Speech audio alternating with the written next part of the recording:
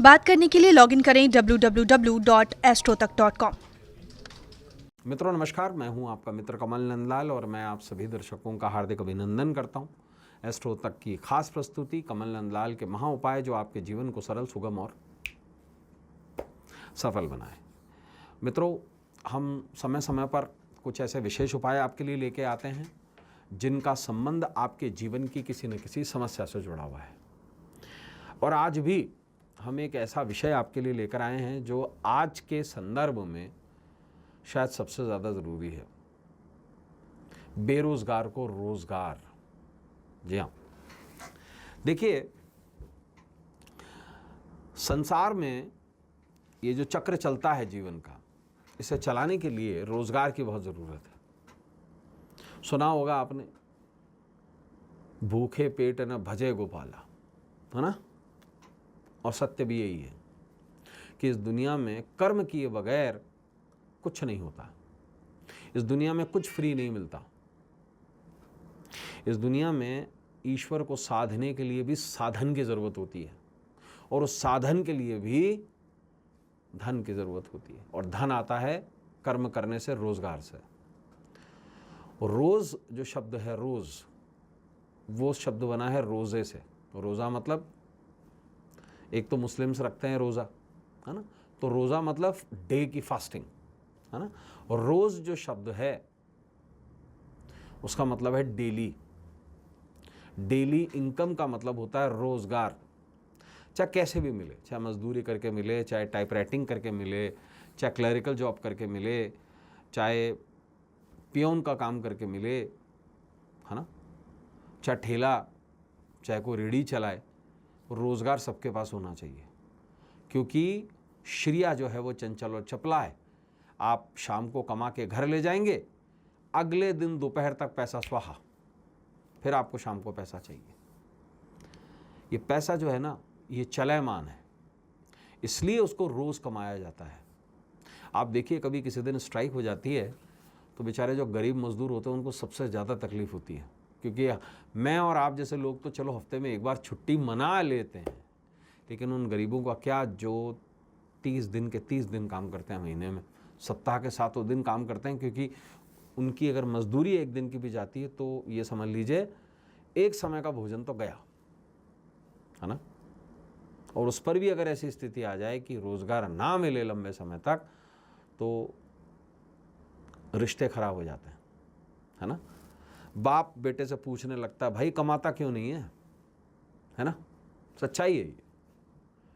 रोज़गार सबसे बड़ी बात है आज के परिवेश में। शादी हो तो भी एक ज़माने में ये था कि लड़की घर संभालेगी, आजकल नहीं है ऐसा। आजकल लड़की भी जॉब वाली चाहिए, है ना। और अगर लड़का नहीं कमा रहा है तो शादी नहीं होगी साहब, रोज़गार चाहिए। तो बेरोज़गारों को रोज़गार की बहुत ज़रूरत है। और आज का जो हमारा विशेष उपाय है ना, वो भी रोज़गार दिलाएगा। 11 नींबू आपको दिलवाएंगे रोज़गार। और 11 नींबू ना सही, 1 नींबू भी आपको रोज़गार दिला देगा। लेकिन ऐसा नहीं कि मैंने कह दिया और आपने उपाय कर लिया और रोज़गार मिल गया, नहीं। उसके लिए पूरी मेहनत करनी होगी। जो बाधा है वो दूर होगी। और बाधा दूर कब होगी? जब गणपति की कृपा होगी। संकटों का नाश करने वाले गणपति, विघ्न का विनाश करने वाले गणपति। और गणपति का एक खास दिन संकष्टी चतुर्थी, जब गुरुवार के दिन पड़ जाए तो ऐसे में उसे गुरुवारी संकष्टी चतुर्थी कहते हैं। और ऐसे संकष्टी चतुर्थी पर हरिद्रा गणेश, हल्दी के गणेश की पूजन का विधान है। और ये स्तंभन के देवता हैं, ये हर बुरी चीज़ को रोक देते हैं। और तंत्र में भी इनका प्रयोग है। बगलामुखी भी इनके बगैर नहीं चल पाती है। महाविद्या बगलामुखी, वो भी हरिद्रा गणपति के बगैर फेल है। शास्त्र पढ़िए, उसमें आपको पता लग जाएगा।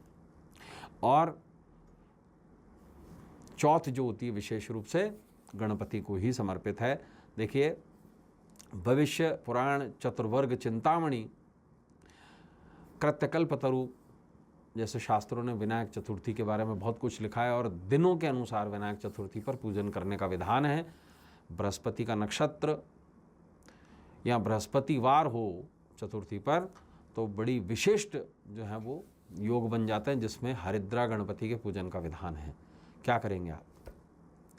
देखिए, हरिद्रा गणपति का एक फ़ोटो ले लीजिए और उसे घर के नॉर्थ ईस्ट कोने में रखिए, यानी कि ईशान कोण में रखिए। धूप दीप पुष्प गंध नैवेद्य से उसका पूजन कीजिए। और एक विशेष मंत्र आपको बता रहा हूँ, गणपति का ध्यान से सुनिएगा। हुम गम ग्लों हरिद्रा गणपतये वरवरद सर्वजन हृदय स्तंभाय स्तंभाय स्वाहा। सबके हृदय स्तंभित हो जाएं।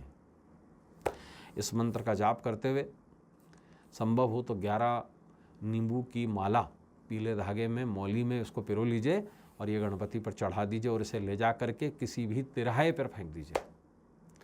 अगर ऐसा ना कर पाएँ तो कम से कम मौली में 1 नींबू पिरो लीजिए, गणपति पर उसकी माला चढ़ाइए और उसे किसी तिराहे पर फेंक दीजिए। तिराहे पर ना फेंक पाएँ, कोई तिराहा ना मिले, तो किसी भी पीपल के नीचे उसको रख दीजिए। और गणपति से प्रार्थना कीजिए कि हे गणपति, मुझे रोज़गार दीजिए। आश्वस्त कर रहा हूँ आपको, बेरोज़गारों को निश्चित रोज़गार मिलेगा गणपति की कृपा से। तो दोस्तों, आज के लिए बस इतना ही। कल आपसे फिर मुलाकात होगी। इजाज़त दीजिए। नमस्कार।